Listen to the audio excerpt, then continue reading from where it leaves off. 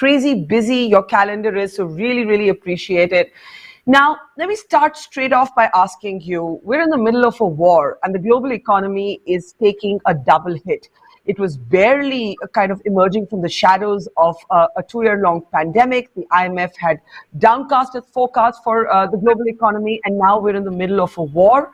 How worried are you? How concerned are you? What is your appraisal of how badly this is going to hit the world in terms of the economic consequences? Firstly, Barkha, let me tell you, it's such a pleasure to join you. And when you talk about inspiring women, I think you take the cake. So you really are up there at the very top. We were in Delhi University together at the same time. And so, you know, I followed your career and it's truly inspiring. Thank you so much. In terms of your question, you know, without a doubt, this is going to have serious economic consequences. There is a terrible war in Ukraine, and of course, you know, our hearts go out to people who have been affected by this. It's just tragic. And then we also have the economic sanctions that have been imposed. I think that combination has very serious consequences.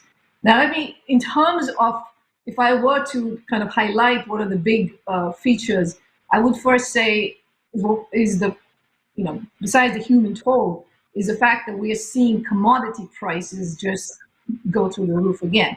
And that is one of the biggest dangers to the recovery in the global economy, which is we're seeing prices of oil and natural gas and food, including wheat and corn, where, you know, Ukraine and Russia are some of the biggest exporters. And we're seeing that going up, which has a huge negative effect on the global recovery, but also, you know, just not, you know, recognizing that it's the poor and the low-income households that get most affected when such prices go up.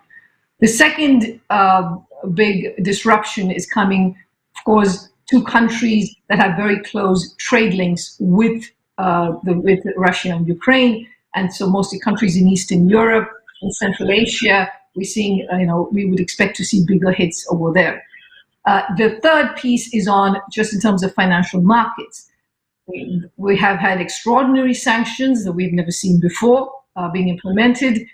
As of now, we're seeing turmoil in financial markets to differential extent, but, you know, we haven't seen the full story yet. I think people are still absorbing what the sanctions are going to do. And then we have the aspects of cyber risk. You know, there are many other unintended consequences that are playing out at this point. And we have our World Economic Outlook that we will be updating numbers for in April. So that's when we will be able to give a very fuller picture, including in terms of quantitative estimates. Gita, the SDR of the IMF, the special drawing rights, are now in global focus.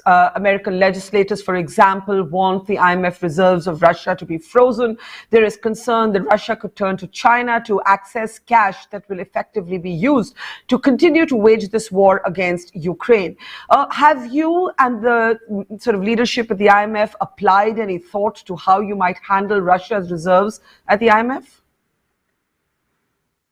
So, Barkha, we allocated these additional reserves of about $650 billion last year to help countries recover from the pandemic so that they have the reserves to be able to handle the kinds of ongoing shocks that countries are facing.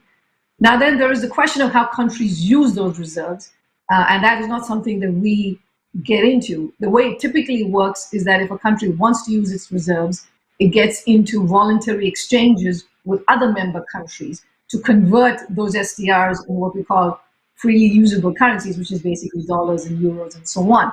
Now, you know, typically that's a voluntary exchange, and you know what we're seeing right now is that that's just gotten a whole lot more difficult at this point for Russia to do. Does that effectively mean that the IMF has no control on how these reserves might be used if Russia were to turn to China, because several other countries have blocked that usage? The IMF would then not be able to get involved in how that money is used. So again, Barkha, we have to go strictly by the articles that control what we can and cannot do. And again, like I said, we've allocated the SDRs, but in terms of how countries exchange it, That is for the countries to decide. And our articles do not allow you to exclude countries just because of sanctions that have been imposed at this time. But again, I would just say that this is a fast-changing scenario, and so things can change over time. But this is where we are right now. What would be your prescription, if any, and what would be the